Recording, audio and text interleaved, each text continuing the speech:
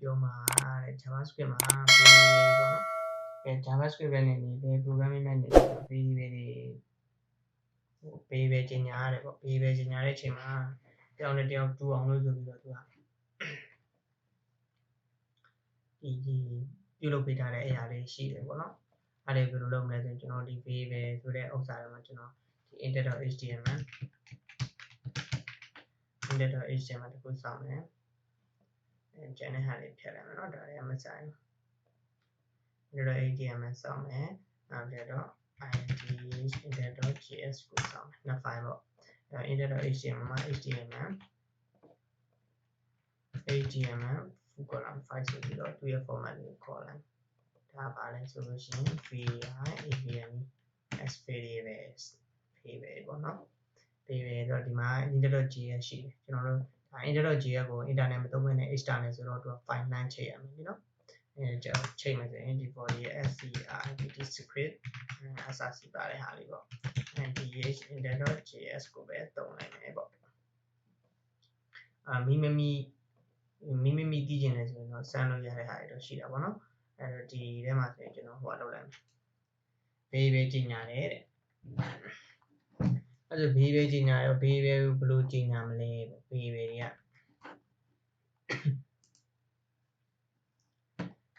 JavaScript variable တွေရတဲ့သူက name method တော့သူစလို့ရတာဒီ alphabet ပေါ့နော်ဒီ letter တွေရှိတယ်ဟို letter မှာ A to Z ဆိုရင်အသေး A to Z စလို့ရတယ် A to Z capital letter အကြီးစလို့ရတယ်နောက်ပြီးကြတော့ underscore ဆိုတဲ့ keyword တွေနဲ့ပေါ့နော်သူစလို့ရတယ်ဒီမှာ A to Z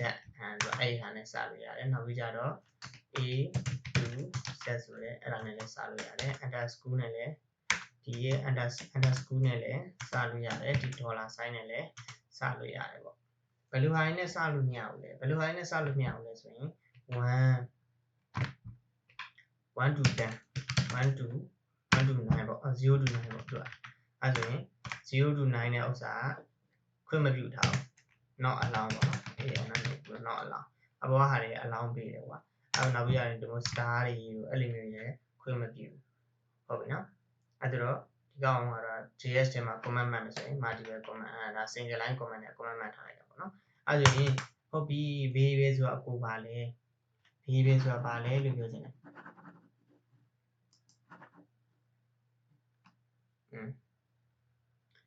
variable အကိုပါလဲ variable တွေကပါလဲဆိုလို့ရှိရင်variable ကဘယ်လိုချိန်ညာမလဲဆိုရင်ပြောမယ်ဆိုရင်ဒီကပါပြီးလို့ရှိရင်ဒီမှာအဲ့ဒီမှာငါတို့ကdata ပေါ့နော် data ညီမျှခြင်း300ပေါ့ကွာinteger value ပေးလိုက်တာ integer တန်ဖိုးပေးလိုက်တာပေါ့300ပေးလိုက်တယ်ဒီ bar ဆိုတဲ့ဟာကဒီတချို့ language တွေမှာဆိုလို့ရှိရင်ဒီ integer is byte တို့ပေါ့နော်အဲ့လိုမျိုးကြီးနေတာ bar ဆိုသူက byte တွေတို့ integer တွေတို့ string တွေတို့เนาะတက်ရှိရနောက်ပြီးကြတော့ဒီဟိုလုံးတဲ့ဟာတွေကသူ data type တွေအများကြီးရှိတယ်data type တွေအများကြီးအဲ့ data type တွေဘယ်လိုရှာလဲဆိုရင်ပြောပြမယ်เนาะ data types in JS သူကဒီ data type in ဆိုပြီးတော့ဒီမှာ data type တွေရှိတယ်လေ Java တို့ JavaScript တို့ Python တို့ SQL တို့ C# တို့เนาะ programming ဒီမှာ programming နဲ့ကတော့သက်ဆိုင်တာပဲလို့လာမယ် JavaScript မှာ data type ကနှစ်မျိုးပဲရှိstring နဲ့အဲ့ဒီ integer value ပဲကျန်တာအဲ့လိုမျိုးတက်ကြီးခွဲထားရလို့တော့မရှိဘူးပေါ့နော်တခြား data တခြား programming language တွေမှာဆိုရင်သူကခွဲထားရင်ရှိတယ်သူကvalue နဲ့သူပဲပေးရတာပေါ့နော်ဥပမာဆိုလို့ရှိရင်3000ကျော်သွားပြီ3000ကဏ္ဍ3000ကျော်သွားပြီဆိုရင်3000တက်ကြီးတဲ့ data type တန်ဖိုးပေးမှအဲ့ဒီဟာအလုပ်လုပ်မယ်ပေါ့အဲ့လိုမျိုးပေါ့JavaScript မှာကျတော့အဲ့လိုမဟုတ် var let data equal to 3 သိန်း5သိန်း6သိန်းအဲ့လိုမျိုးတန်းရိုက်လိုက်လို့ရတယ်သူကတစ်ချက်ရှာကြည့်မယ်နော် data type တွေတဲ့အဲ့လိုကြည့်တော့ string နေဆိုလို့ရှိရင်တဲ့ hello world တို့ ls တို့ bot တို့1 2 3ပေါ့နော် integer ဆိုလို့ရှိရင်တဲ့ဒီ9000 whole number ပေါ့နော်9000ကျော်တော့ unsigned sign ဆိုတာရှိတယ်ကွာ unsigned sign တကယ်တမ်း sign unsigned ဆိုလို့ရှိရင်သူဟိုဟာလောက်ပဲတင်တယ် unsigned က3000 minus 3200ကျော်ကနေ minus 3000ဝယ်ထားပါတော့နော် minus 3000ကျော်ကနေဒါ sign တန်ဖို့ဖြစ်လာပဲဒါ sign လောက်ထားရဆိုတော့နှစ်ခုပေါင်း9000ကျော်သွားတာ9000ကျော်ပါ float solution တသမတန်ဖို့ပါတယ် float တွေက character ဆိုလို့ရှိရင်စကားလုံးတွေလည်းသူက ASC2 တော့ American Standard တော့သူက language ပေါ့ကွာအဲဒီမှာတစ်ချက်ထောက်ကြည့်လိုက်သိရင် American Standard Code for Information Interchange ပေါ့နော်သူကအဲ့ဒီဟာတက်တက်တော့ဒီ character တွေကတစ်လုံးချင်းစီအဓိပ္ပာယ်ရှိတယ်ပေါ့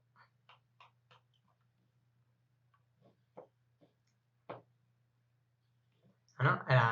character ပြင် boolean ဆိုရင် true false တန်ဖို့ပေးတယ်boolean လည်းဒီဟိုမှာပါတယ် javascript မှာပါတယ် boolean javascript မှာ boolean ပါတယ် string ပါတယ် integer ပါတယ် float တွေလို့တော့တိတန့်တော့မတွေ့ဘူးเนาะကျွန်တော်သတိတော့မထားမိဘူးဒါပေမဲ့ကျွန်တော်လည်းသုံးတာအများများနေတော့ရှိတာကတော့သိတယ်ဟိုဘယ်လိုပြောမလဲ programming ကနည်းနည်းစုံနေတော့အရင်ကြီးမှတ်မထားဘူးအဲ့လိုမျိုးပေါ့တကယ်တမ်းတော့ data type တွေကလို့ရှိတယ်ပေါ့နောက်တစ်ခုကြာလို့ကျွန်တော်တို့ဒီမှာ data type in VBA ပေါ့နော် data type in VBA ဆိုလို့ရှိရင်ဘာကြည့်ရလဲဒါတော့ Excel ထဲမှာပါတယ်ဟာပေါ့ချက်ရှာကြည့်မယ်တဲ့ data type in VBA ဆိုလို့ရှိရင်ဒီမှာ byte 1 byte မှာတဲ့0 to 255ရှိတယ်တော့ဒီမှာဆိုရင် byte တွေပါတယ်သုံးပါတယ် integer is byte ပေါ့နော်2မှာဆိုရင်အဲ့လိုမျိုးကြီးညာတယ်JavaScript မှာကျတော့ var let equal to 300အဲ့လိုမျိုးပေါ့နော် integer ဆိုရင်25 2 byte ရှိတယ်တဲ့ story တန်ဖိုးကဒီမှာ minus ဆိုတာ n sign ဖြစ်မယ် sign လောက်ထားရင်3000ကျော်ပါ9000ကျော်မယ်ဆိုတော့အဲ့ဒါကိုပြောတာ single တန်ဖိုးဆိုရင်45ဆိုလို့ရှိရင် minus ကနေသွားတဲ့ long တန်ဖိုးဆိုရင်အရင်များတယ်ဒီဘန်တွေမှာသုံးတဲ့တန်ဖိုးဆိုရင်ဒီတော့တိုက်က long ပေးရတယ်ပေါ့ JavaScript မှာတော့အဲ့လိုသီးသန့်ခွဲထားတာမရှိဘူးနော် data summary Microsoft document အဲ့ဒါတော့မကြည့်တော့ဘူးဗျာနော်ဒါဒီလောက်ကိုပြောထားဆိုလို့ရှိရင်တိလောက်ပေါ့နော်ဒါ variable ကြီးညာတယ်ပေါ့ variable ဆိုတာဘယ်ကောင်ခေါ်ရလဲဆိုရင် data လေးက variable ပဲအဲ့ data ထဲမှာဘယ်တန်ဖိုးရောက်သွားလဲဆိုတော့ညီမချင်း assign လုပ်လိုက်တယ်ပေါ့ assign လုပ်တဲ့ဒီ3ကတန်ဖိုးကဒီ data ထဲကိုဝင်သွားပြီအဲကြောင့် variable ကြီးညာတယ် variable ကြီးညာတဲ့အချိန်မှာနောက်တစ်ခု JavaScript မှာဆိုဘာနဲ့လဲကြီးညာလို့ရတယ်ဆို net let နော် let data data 2ပေါ့အဲ့ do ကိုငါတို့ခုနပြောလို့ဒီ2 data တွေတွားလို့မရ2 data တမှားပါလို့လားအနီးပါတခါပြတယ်အဲ့ဒါဒီမှာဆိုရင်0 to 9နဲ့စလို့မရဘူးဆိုတာအဲ့ဒါကိုပြောတာเนาะဆိုတော့ star နဲ့ကိုရတာဆို star နဲ့ဆိုရင် star data equal to 900အဲ့မှာတွေ့လားအဲ့ဒါကိုအဆင်မပြေတော့အနီလေးဖြစ်နေเนาะအဲ့ဒါကိုပြောတာအဲ့ဆိုရင်ဒီကောင်ပြောလိုက် data 3တော့အဲ့တော့နောက်ကနေပြတယ်အဲ့မှာဘယ်ကောင်နဲ့ခွင့်ပြုလဲဆိုတော့ underscore လေးနဲ့လည်းခွင့်ပြုတယ်เนาะ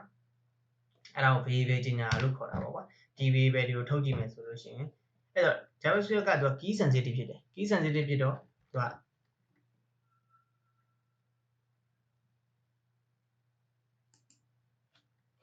key sensitive ဖြစ်တော့ဒီဥပမာဆိုလို့ရှိရင်မင်းပြပြမယ်ဒီကောင်ကို VA ကပါတယ် data အဲ့ကောင်ရဲ့ variable တန်ဖိုးကမတူဘူး data နဲ့ data အကြီးနဲ့ data တွေကမတူဘူးကွာမတူတော့ကြတော့သူ့ကို900လို့ပေးလိုက်မယ်အဲ့တော့တကယ်တမ်းဆိုလို့ရှိရင်ဒီ index.js file ကိုဟိုဘက်မှာငါပြန်ထုတ်မယ်နော်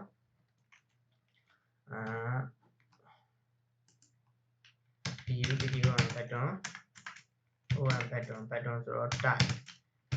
on click on ဆင်းလိုက် secret click on click ဘယ်သူ့ကို click အော်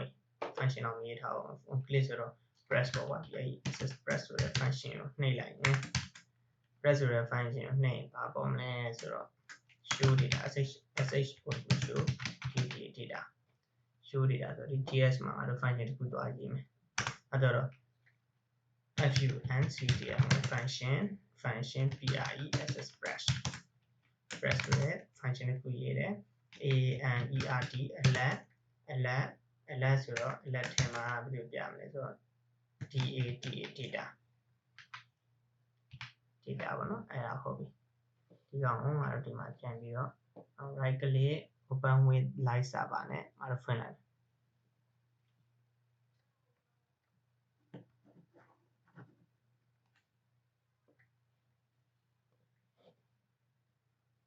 တက်လာပြီဒီကောင်နှိပ်လိုက်တယ်ဆိုရင် data က300တန်ဖို့ထွက်တယ်တွေ့လား data 300တန်ဖို့ထွက်တယ်ဒီဘက်မှာဆိုရင်ဒီ300တန်ဖို့ထွက်တယ်ကွာအဲ့တော့ငါဒီကောင်ဒီ data နဲ့ data မတူဘူးသူဒီကို d လေးလုပ်လိုက်လို့ရှိရင်ဒီခုနကိုပြန်နှိပ်လိုက်ရင်900ပြင်မယ်ဘာလို့ဆိုတော့ override ဖြစ်သွားတယ် override ဖြစ်သွားတာဆိုတော့ဒီမှာကြီးတွေ့လားဒီမှာ900ဖြစ်သွားတယ်အဲ့ဒါပြောဒီတော့ key sensitive ဖြစ်တယ် JavaScript မှာတဲ့ key sensitive ဖြစ်တယ်တဲ့ variable တွေကိုဘယ်လိုပေးလဲဆိုရင်အဲ့လိုမျိုးပေးတယ်ပေါ့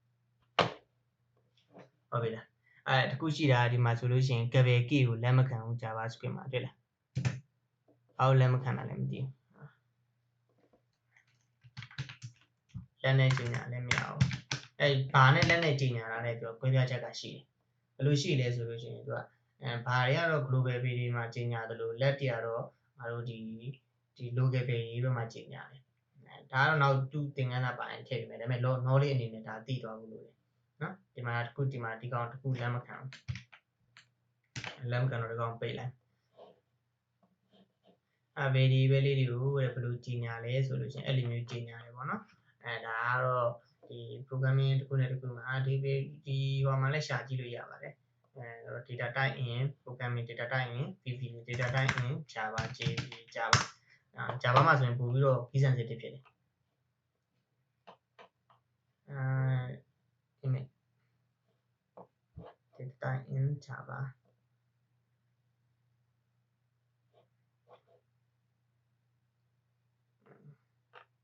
data type in java မှာဆိုလို့ရှိရင် boolean char boolean ဒါသူ့ရဲ့ဟိုဟာလေးပေါ့အဲ့ဆိုရင် data type in java မှာဆို pragmatic data type နဲ့ non pragmatic data type ရှိတယ်ကွာအဲ့ဒါကြောင့် boolean type ရှိတယ် boolean ထဲမှာဆိုရင် boolean true false လာမယ်pragmatic data type မှာဆိုရင် numerical data type တွေရှိတယ် character value ဆိုရင် char ဆိုတော့ a ပြီးရင် b c အဲ့လိုမျိုးတွေပေါ့ကွာinteger value ဆိုလို့ရှိရင် integer တွေကခုနပြောလို့ဟို -3000 ကနေစပြီးတော့မှအပေါင်း3000ကျော်အထိသူကလက်ခံတယ်ပေါ့sign နဲ့ unsign ဆိုလို့ရှိရင်sign ဆိုလို့ရှိရင်သူက3ညကနေစပြီးတော့မှ9000ကျော်ထိလက်ခံအဲ့လိုမျိုးတွေ့ရ integer မှာဆိုလို့ရှိရင်လည်းသူ2မျိုးပြန်ခွဲသွားတယ် floating point ဆိုတော့ float ရဲ့ double ဆိုတော့သူဒသမပါတဲ့ဟာဆိုရင် float ဆိုလဲသူကနည်းနည်းတန်ဖိုးကြီးတယ်ကွာ9သိန်းဒသမ3.3ရဲ့အဲ့လိုမျိုးပေါ့ဒသမပါဆိုရင် float နဲ့ double နဲ့သူက data type ကိုသုံးတယ်ဒသမမပါခြင်းဘူးဆိုရင် byte short integer long ဆိုတော့ byte နဲ့တန်ဖိုးဆိုရင် byte တန်ဖိုးပဲပေးတယ် short ဆို short တန်ဖိုးပေးတယ် integer ဆို integer တန်ဖိုးပေးတယ် long ဆိုလို့ရှိရင်သူကဘန်နေမှာသိန်းနဲ့ကဏ္ဍတွေပေါ့နော်အဲ့ဒါတွေမှာသုံးတယ်ဒါက pragmatic data type တွေပဲ non pragmatic data type ကဘာလဲဆိုလို့ရှိရင် string ရှိတယ် array တွေရှိတယ်ပြီးမှ etc ပေါ့နော်သူအစပေါ့တကယ်တမ်းဒီ data type လေးသိထားရင်เนาะအဆင်ပြေတယ်string ဆိုလို့ရှိရင်ငါတို့ဒီcomma လေးကုတ်ပြီးတော့ရေးရမှာပေါ့နော် string တွေက array ဆိုလို့ရှိရင် array like ပေါ့နော်သူကအဲ့ programming တိုင်းမှာအဲ့လိုမျိုး data type တွေရှိတယ် pragmatic data type ရှိတယ် non pragmatic data type ရှိတယ်အဲ့မှာ javascript မှာလည်းထူးဆန်းတယ် data type ကိုအရင်ကြီးစဉ်းစားကြမလို့ programming စလေးတယ်မှာဆိုရင်javascript နဲ့စလေးလိုက်ရင်အဆင်ပြေသလားဆိုတော့လေပြည့်ပါတယ်မပြည့်ဘူးတော့မဟုတ်ပါဘူးအဲ့ဒါတော့ဘယ်ကြီးညာလောက်သိလောက်ပြင်တယ်နော်ဒီပဲကြီးညာတော့ထူးဆန်းမဟုတ်ပါဘူးဘာလေးကြီးညာတယ်ဘာကြီးညာတယ် data type တွေထည့်တယ်เนาะ data type ဆိုတော့ data type နေရာမှာခုနလို camelCase နဲ့ရေးမလား snake case နဲ့ရေးမလား camelCase နဲ့ရေးမလား PascalCase နဲ့ရေးမလား uppercase snake case နဲ့ရေးမလားဆိုတဲ့ဟာကိုသိရင်ရပါပြီခင်ဗျာဒါတော့ပါပဲနည်းနည်းမောတယ်